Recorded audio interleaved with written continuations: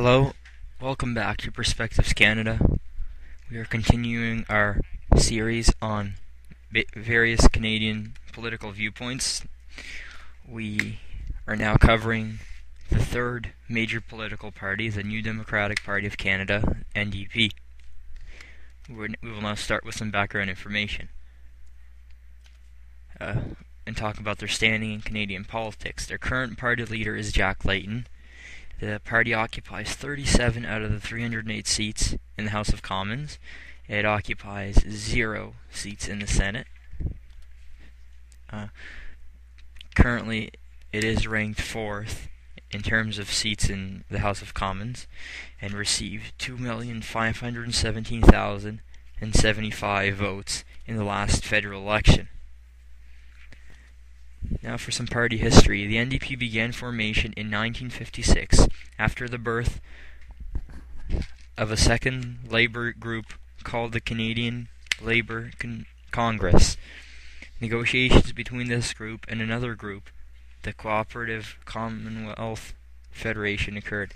The formation of a unification committee called the National Committee for a New Party was formed in 1958. Its mission was to unite the Canadian political left.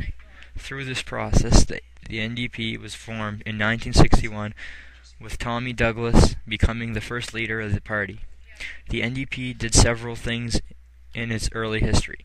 In 1971, from that time to 1974, they worked with Pierre Trudeau's Liberal government and helped pass a bill in addition to creating Petro-Canada.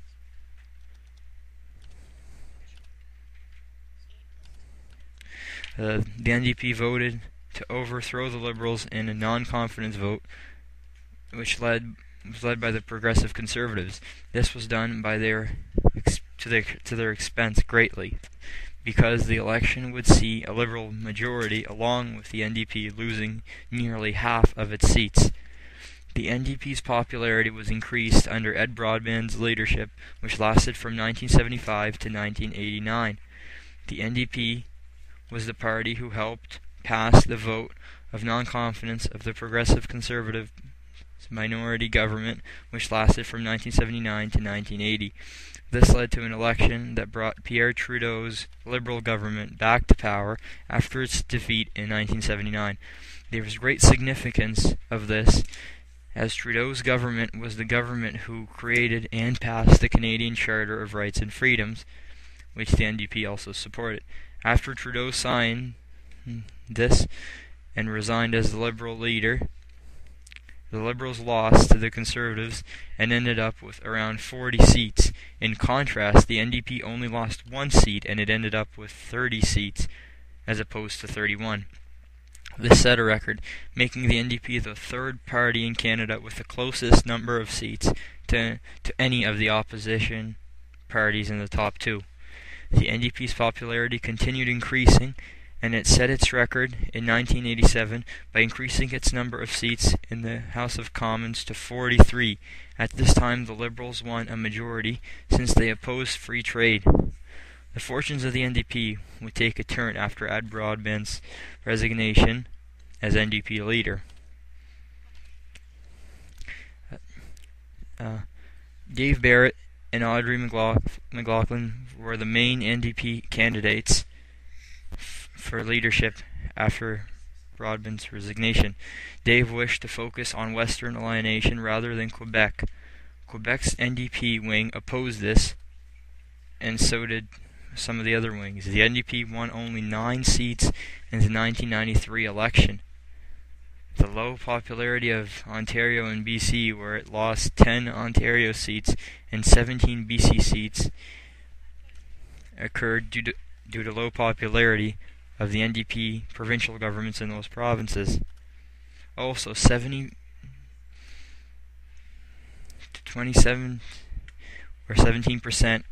of their supporters voted Liberal to avoid another Conservative victory.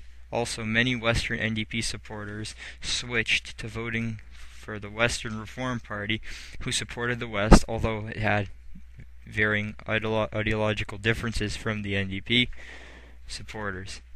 The party recovered under Alexa McDonough and won 21 new seats in 1997. It also gained support in Atlantic Canada due to problems with unemployment and insurance in the region. In 2000, it campaigned on Medicare, but the Liberals regained Atlantic support after campaigning on economic success. Also, more voted Liberal to keep the Alliance Conservatives from winning. The NDP won 13 seats in that election. After McDonough's resignation in 2002, Jack Layton succeeded her in March 5, 2003, with 53.5% of the votes, and he made his opponent, Bill Blakey, deputy leader.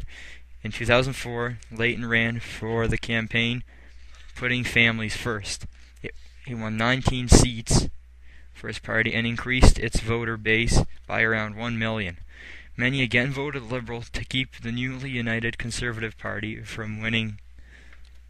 The Liberals won a minority in that year, and the NDP was able to use it due to corruption allegations as a result of the sponsorship scandal.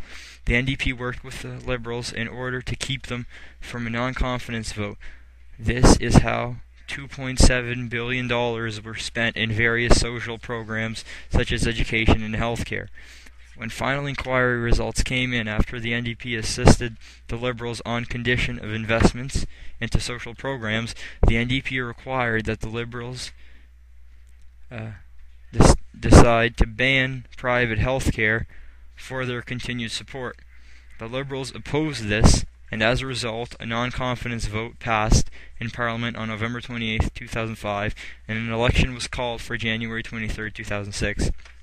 The NDP won 29 seats and worked with the Conservative government who had won the election. The NDP voted against the Conservatives on extending the Afghan mission, the 2006 and 2007 federal budgets, and the Canadian-U.S. software lumber dispute, which were all non-confidence votes. However, the NDP did work with the Conservatives, accepting the Government Accountability Act and introducing regulations on income trusts to protect pensions along with healthcare and other programs. It then won 37 seats in the 2008 election, almost as much as before when they won 43 seats.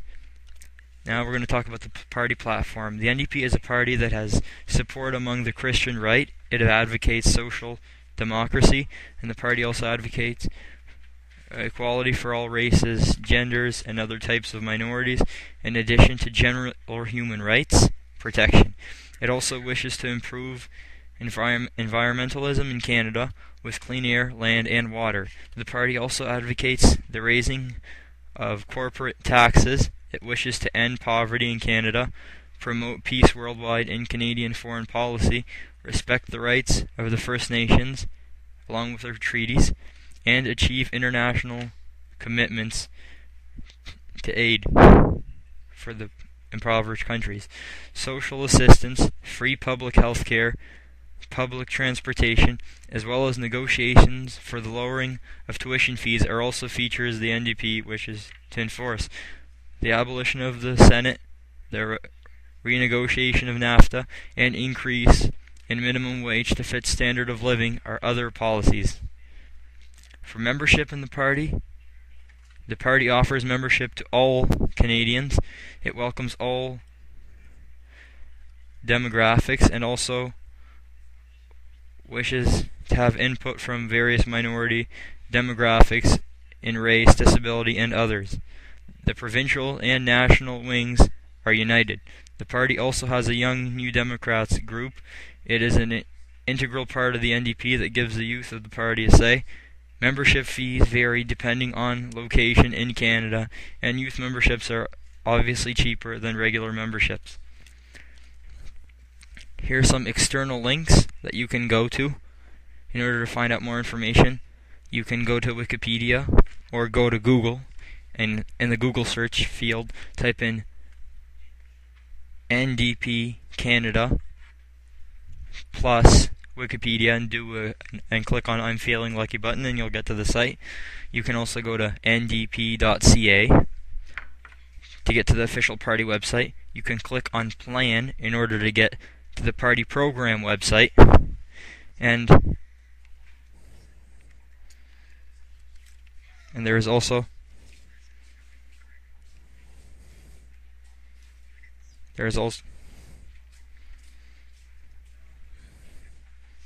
a link. There's also a link for donating and also sections for joining the party that you can all find on the NDP website.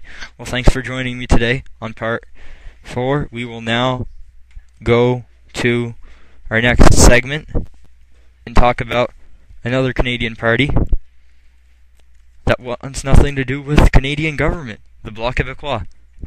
Join me next time on Perspectives Canada.